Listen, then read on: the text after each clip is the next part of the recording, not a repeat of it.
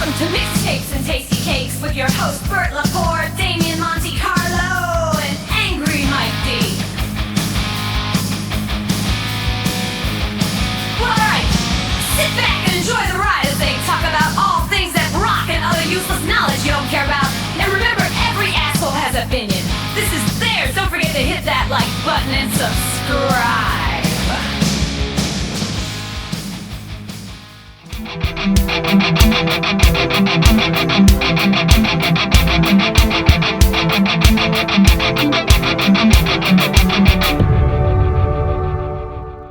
All right, we're back. Another episode of Mixtapes and Tasty Cakes. This one we're going to do the 30th anniversary review of the Marilyn Manson Portrait of American Family, which came out January 1st of 1994. And this was the first release, right, Bert? It was their first, the first record release, like official record release. Yeah, yep. Yeah. On that, nothing Interscope. It was the label, and one of the reasons I guess you could say why we were doing this today, because next week we're going to do the new Manson record, One Assassination Under God, Chapter 1. So we thought a good build up. It's 30 years. Mm-hmm. We'll do that next week. Well, I know I'm excited about the new one. So, yeah. So, Dame, back to you. Yeah, I mean, I'll be honest with you, I wasn't really a big Marilyn Manson fan. This might be the first time I actually listened to this album. I didn't know Cake and Sodomy. I knew maybe a couple other ones, but was not familiar with it at all. So it's pretty much like I listened to it for the first time. Yeah, same here. Yeah, so, but I remember at the time it was big buzz and everything. It was sort of like reliving, like, a couple years prior, it was the whole grunge thing, and then this was sort of like the next big thing that was coming, Yeah. Yep. And for me, it was a good time for me. Like, I mean, I get into, my final thought. I have a nice little chunk of stuff I want to talk about, but yeah, this was an interesting record for me. It came at a perfect time for me. Yeah. So Marilyn Manson, Portrait of an American Family, 1994, nothing Interscope. Produced by Marilyn Manson and Trent Reznor. Trent Reznor had a big hand in this. And I don't know the guy's name, but they started with him, and I think they didn't end up with him because he was too polished. That Raleigh Mossaman. I don't know if I'm saying that right. But anyway, Trent Reznor. So we're going to do what we usually do. There's 13 tracks on the record. We're not going to count the intro, so it'll be 12 tracks for us. And we're going to talk about our least favorite track to our favorite track, and, some little tidbits of what we like, what we don't like. And then we'll give our final thoughts with a rating. So here we go. Coming at number 12, My Monkey. What do you got, Demo? Yeah, it was kind of a weird song. Had some weird effects in the intro, and then weird song, man. I don't know. A little too odd for me, a little too quirky, but it was interesting, and I gave it a 6.5. Okay. Mike D? Yeah, I gave this one a 5. I thought this was pretty bad. I should have gave it lower, but I mean, as a whole thing of the album, it was kind of tough because it really would have put the album at bad odds. But I thought this was just horrible. For me, and I'm a huge Manson fan, even from day one. So My Monkey, I gave a 5. It would have been better if he just sang it instead of having the kids sing it. I guess that was the crazy thing they were doing back then. He was really pushing the envelope and doing some crazy shit when he first came out. And it would have got a higher score because the music's cool. The weirdness is cool. But the kids singing is just kind of annoying. There was no reason for it. I think it was like an unnecessary track. I guess it was that left over from the Spooky Kid stuff when they kind of were even goofier. Oh, okay. So because there was a bunch of that stuff, it was just weird. I don't know if it was Trent Reznor who kind of molded them a little bit, but they got really good starting from this on, But yeah, the My Monkey song, I could really do without it. Coming at number 11, Misery Machine. What you got, Damo? I thought this one was it was pretty cool. I kind of like the music and everything. It's a little different than the other stuff on the album. I gave it a 6.8. Okay. Mike D? This one was a little bit better for me. I like, and this is probably going to be on the whole review. I like the music. So, Right. but yeah, that was about it. Like to me, it felt, I don't know, like the album had some really cool stuff. It felt very like demo-y kind of like. It was Well, really that's what they raw. were they were shooting. Mhm. They were shooting for that Yeah, it was definitely really raw sounding. because the first guy they had in that they didn't stay with was too polished. They wanted that raw Okay. underground thingy. hmm Yep. Yep. Would you give it? I gave it a 6. Okay. Misery Machine. I gave Misery Machine a 6 also. It's not a bad track. It's a filler track though. I mean, going through the way CDs used to do with the secret tracks, or if you listen to the last track forever. So this was like you got the song, and then like at the end of the track, you get Like some 10 minutes of ringing. Yeah, you had 10 minutes of the phone ringing, which is pretty, could be funny. Then, like somebody probably said, it would be great. What if we just let the phone ring for 10 minutes? It'd be pretty, someone had to say that, it would be funny. That's how you think when you're that young, right? You figure Manson was probably what, 25-ish, we were saying around that area at the time the record came out. And it was really, I mean, look, he's 25. It's geared towards, I was probably 21. It was geared towards probably, 30 and under, at that time, from Oh the man, crowd. 30 was way too old. Probably, yeah. This was music for kids, man. I remember all Yeah. the kids, whether It was angst. It was a lot of angst. I was 21 and I was loving it then. 13-year-old kids, man, just to piss off their parents were totally into this. Yeah. I was 21 and I was loving it. So I guess I'm a little mature probably. Yeah. No, it's still young, but I didn't know any 30-year-old guys were like the at that time were like the old metalheads. I don't think they were Yeah. going to be into that, but Guns N' Roses, AC/DC. Yeah. Yeah. I guess I was caught in between that era, But Yeah. but yeah, I was definitely into it. Okay, coming in at number 10, Organ Grinder. What do you got, Damo? Yeah, I mean, same as like pretty much the other two. There's a common theme with this. The whole album really. I mean, all my scores are relatively the same. I mean, is this a classic album? I don't really know. Is it considered? Because Yeah, I would think it was. I mean, judging by our scores, it's not. Especially me and Mike, because we had the same exact score Yeah. pretty much. That's bad. We're on the same line. Yeah, I thought it was a groundbreaking record. It's not his best, but it was a groundbreaking record. Yeah, it's just there's nothing. Everything is pretty much just like Trial and you error. know? Yeah, it's just like nothing really did it for me. There's songs that I like a little bit more than the other, but this one I gave 6.9. Okay. Yeah, it's not that bad. Mike D. Yeah, Organ Grinder, very, I don't know. I'm going to just give this one. I like the music, but very teenage angst sound for me. Yeah. Yeah. I think, you know what? I think because me and Damien probably didn't really listen to this when it came out. Like, I Yeah. heard songs off of it, not the whole thing. But I think going back to it now, it doesn't have that spot in our heart. Right. You know? Right. Because I mean, like I said, if yeah. you listened to it when it first came out and you were part of that, yeah. Yeah, I get Yeah, it. it was just I totally it was just get it. when he came out, it was just a little. I mean, I like shock rock and stuff, but this was a little. It was over the top. Yeah, it wasn't even to the point where it's like it was really pushing the envelope. I just didn't really like the music.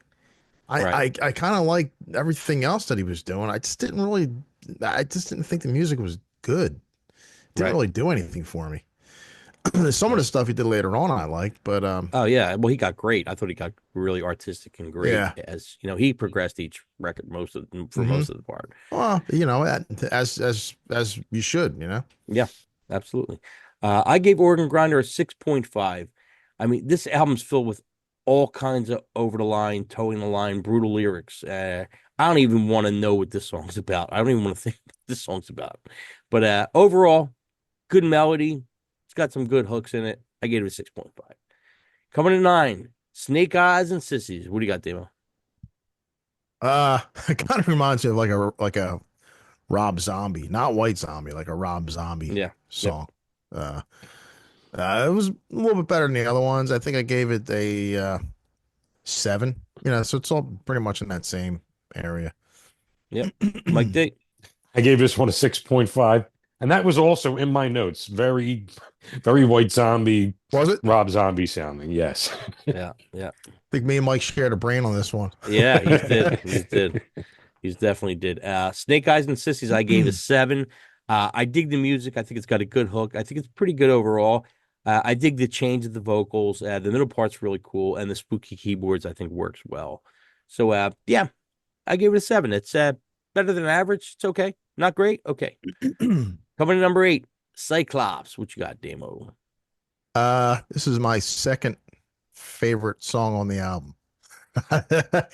I like the music and I like the vocals and everything, and Yeah. it stood out as a better song, but it was still only worthy of a 7.3, I thought. Mike D. I gave this one a 6. I feel like the music totally saved it. It could have been a lot lower. I kind of like this one. See, for me, I love the opening, that Cyclops, woman, God. I thought it was great. Like the Yeah, I opening thought the vocals were good. Great. Yeah, I thought the vocals were good. I gave Cyclops a 7.5. Cool intro. It's got that it's got that little stomp thing going on with the guitar. I love the delivery of the vocals and how he mixes the vocals up. Which him, just like I would say like years ago with Axl, the way you heard different vocals, he does the same kind of thing. He's got the screamy voice, he's got the real low voice, he's got the talking voice, he's got the little spooky voice. So I like that he mixes up his vocals, and he's still kind of probably feeling the stuff out, which you see later in records, you'll see it even more. He's very distinctive. He's got his own distinctive sound vocally. Yeah, Cyclops 7.5. Coming in at number 7, Wrapped in Plastic. What you got, Damo? Yeah, and this is one of my least favorite ones. Might even be the lowest rated song for me. I just thought it was kind of boring. Didn't really do much for me. I gave it a 6. Okay, Mike D. Gave this one a 7. I kind of like the music in this one. And what did it? I don't know. I guess like a certain point, like in the song, like it seems like you could hear that these guys are artists and can actually play, and they're not, shit. And I think this one's kind of one of them where it shows that they can really play. It's funny because me and Dame are total opposites on this one. Wrapped in Plastic, I gave it 8.5. I gave it a high score. It's your highest one. That's my lowest. Yeah, that's a high. This is tied for the highest one for me. I'm surprised the song's definitely not higher. It's one of my favorites off the record. I like the riff. The melody line I think is catchy as the words is. Big chorus. I dig, I thought the chorus was big. Yeah, I really did. I'm surprised Damo went the other way with it. But you never know. That's what happens. Different strokes for different folks. Yeah. Coming in at number 6, Sweet Tooth. What you got, Damo? I thought this was the best song on the album. It's the highest rated one for me. It's probably the lowest one for you. I actually we both gave it the same score. Yeah, I like this song. I gave it a 7.5. Okay, Mike D. Gave us a 6.5. Another one. I kind of really dug the music in this one. Okay, for me, Sweet Tooth. I like the weirdness. I like the effects in the song. The bass is pretty sick in it. I think the bass is pretty cool. The keys are cool. Good melody. It's a better deep cut for me. I like it, but I still see it as like it's a deep cut. Coming in at number 5, Get Your Gun with 2 N's. What you got, Demo? I thought it was okay. I actually probably should have gave it a little bit higher. I gave it a 6. I probably should have gave it like more like a 7. I don't know why I gave it that low, but I guess that's what I was feeling at the time I was listening to. Yeah, that's it. That's all you can do. Mike D. I gave this one an 8. I think this is one of them was probably beating my head for a little bit. This was played on Headbangers Ball back in the day, on rotation, pretty much. Yeah. Okay. It came on like later in the Headbangers Ball. But, yeah, right. Towards when it went off the air at 2:00, like 1:45 or something. Yeah, like right before the 120 minutes, I think used to come on after it. Yeah. But I gave this one an 8. Yeah, you gave it higher than me. I gave Get Your Gun a 7.75. I think if this was either the first single or the second single, I think this was the first one. I didn't hear this one until the record came out. So I had the record before I heard this song. I actually heard Lunchbox first. I thought it had a cool bass line, interesting filler parts through the song. Melody's good. It's a decent tune. It's not my favorite, but it's pretty good. Coming at number 4, Dogma, Demo. I think it might be like the fastest song on the album. It's something. It's a totally different feel than all the other songs, which is good. But yeah, I thought it was pretty good. I gave it a 6.75. Another one I probably should have gave it a little bit higher. It's definitely worthy of a 7, if not more, but 6.75 I gave it. Mike D. Yeah, I gave this was another one that was probably a little higher on there for me. I gave it 7.5. I liked it. It had a good feel to it, good music. It was I like the shouting vocals in this one. Pretty cool song. Dogma, I gave a 7.75. I think the words are pretty strong in this one. Great vocal delivery. It's angry, but it still has melody. Cool mid part. I think it's pretty good too. Going to number 3, Dope Hat. What you got, Demo? Uh, thought it was okay. I mean, I like some of the stuff, in the music that's going on. Like that whole kind of, I don't know if it's a keyboard or something, but it's got that like kind of like old horror, it's kind Yeah. of classic horror sound in there. But I gave it a 6.5. Wow. I think we gave that one higher. Yeah. Mike D. Yeah, I like this one. Gave it a 7.5. I like that. What's that little like what even makes that noise? Is that the theremin that's doing that? Is that what that is? It could be. Yeah, maybe I it don't is. know. That Yeah. Yeah, I couldn't tell. It looked like maybe in the video he was actually playing it at one point. I couldn't tell. Yeah, I don't know. I gave Dope Hat an 8. Uh, for this song, you have to see the video. You see the video, and it it helps the song. It's even more twisted. It's a twisted Willy Wonka, pretty much. If you watch the video, which is like the album kind of starts out with like the Willy Wonka kind of thing. So much is going on in the song, and it's all bizarre. The video is even more bizarre. I just want to know Overall, who I gave like their it. kids to him to use, man.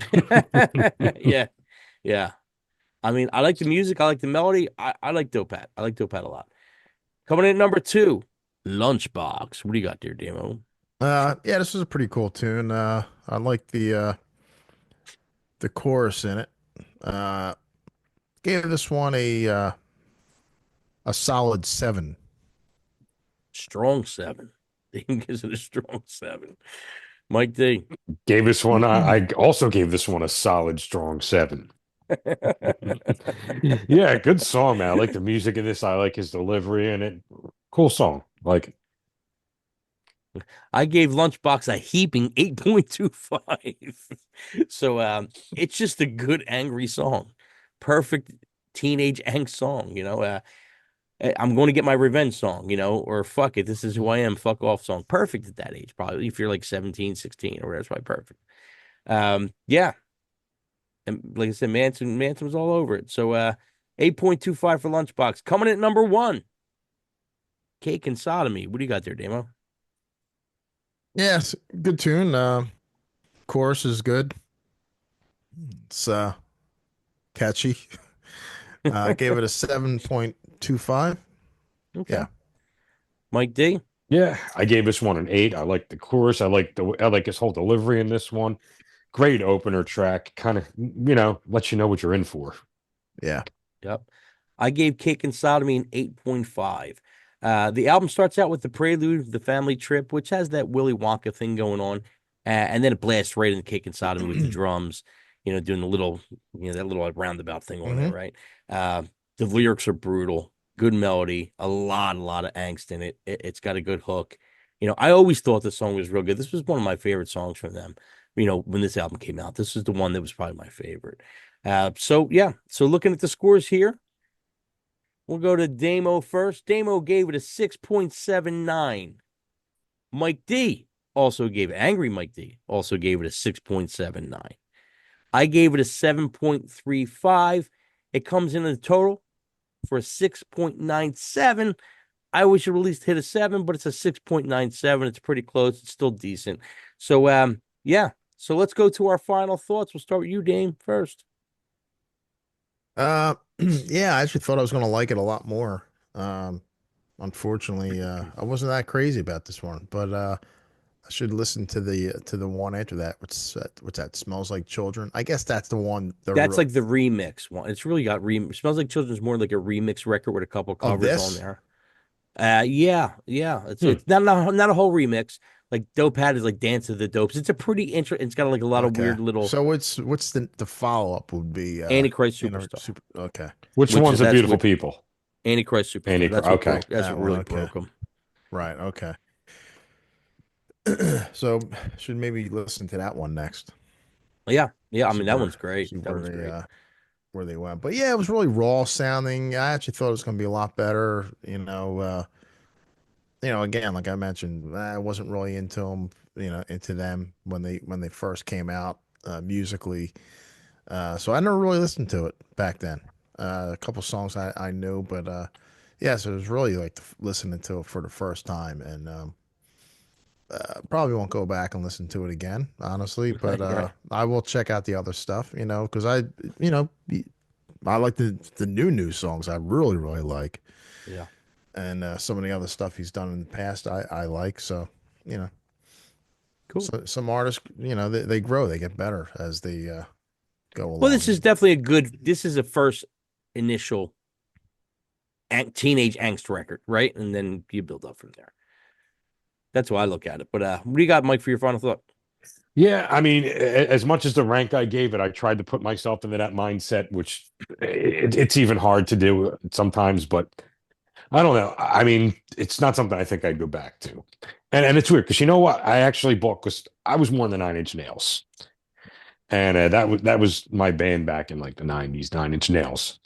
And I went back and I bought the Downward Spiral on vinyl. I put it on and I'm like, man, it just doesn't have that same effect. It just seems like I feel like it's not me right now. It's like, Yeah. it's hard to get back into something like that. Yeah. See, I don't know. Usually I'm pretty much the same. I mean, I change a little bit. I might like something more or less, but I usually don't. I usually like what I like, you know. I do, but I find like I don't know some stuff I probably would find embarrassing blasting loud. Like, this sure. especially like I would say Nine Inch Nails Animal for as good as a song is. It's like Yeah. I don't know. I'm pushing 50 at this point, and it's But like at the you time, can't but be at the blasting. time, it I'm gonna was fuck you awesome. like an animal, But at the time, it was awesome. When we right? had it. And that's Yeah, the way I that's wasn't the way even to really look at it. familiar with them. I never got into them either. I just didn't really like that industrial Yeah. type stuff, at Yeah. that time. So, yeah, I mean, I know exactly what you're saying, but like I said, if at the time, I look at some of the nostalgia stuff too, of course, kicks in. Yeah. So my final thought on this is, I got a couple notes here. So I'll start off by saying the first time I heard or seen this band was on Headbangers Ball, and I was like, "What the hell is this?" Because it was just fucking weird, over the top. They looked bizarre, but I gravitated right to it because it was weird. So the next day I went out and I bought the CD. That's how that worked. Damien's wow, just for men, Damien. You're looking very Mysterio, very Don Mysterio. You're freaking me out. That's great. So the first time I played it, the first time I put the record on, I thought it was okay. I didn't really get it, but by the third time, I loved it. It's a perfect angry teen record. I thought it would get a lot higher score, even for me. I thought I was going to give it a higher score because I remember loving this record. But it almost did a 7, so it's still good. The songs are layered in metal industrial music with nursery rhymes, melodies, and lyrics with the additional angry voice in there. But Manson through the years always reinvents himself. So each album's different than the previous, which is pretty cool. It's like he's like the industrial metal Bowie, kind of, And it's not always heavy. Sometimes you get lighter stuff from more epic sounding stuff. So it's hard to judge him by one record because he changes so much. But like in the blink of an eye, he could change his stuff. As far as the debut record, I thought it was innovative when it came out. Yeah, you probably, maybe have it in your collection, but it's not his best release. I think probably, I would say Mechanical Animals might be the best. And then Antichrist probably right after that. But Mechanical Animals is a great, glitzy, punk metal kind of record. It's really good. That's probably my favorite. And I'm looking forward to reviewing the new record, which comes out, it'll come out today as I release this. So, next week we'll give it a week for us to listen to, and next week we'll give our thoughts on that. First 3 songs I heard off that record are great. At least I think they're great. Thanksgiving's next week. We'll have to do it on a Wednesday or a day before. we'll figure it out. But yeah, so I'm definitely looking forward to the new record. Matter of fact, we're recording this on Thursday. I probably will stay up and listen to it tonight if it comes out on Spotify tonight, and then I'll probably buy it tomorrow. But yeah. So we'll see. Everybody's really psyched up. Damien's very psyched up for the new Marilyn Manson. I am. Yeah, I'm looking forward to it. It should be good. Them first 3 songs are really good. Yeah, they are really good. I thought one was just as good as the last one. It's like, man, this is really good. The next one heard the second song was great. The one after that was great. Yeah, I hope it's like that for the rest of the record. I really do, because I enjoyed it. Yeah, really good. Yep. Cool. So we'll be doing the Marilyn Manson new record next week. Mixtapes and Tasty Cakes. See you next week.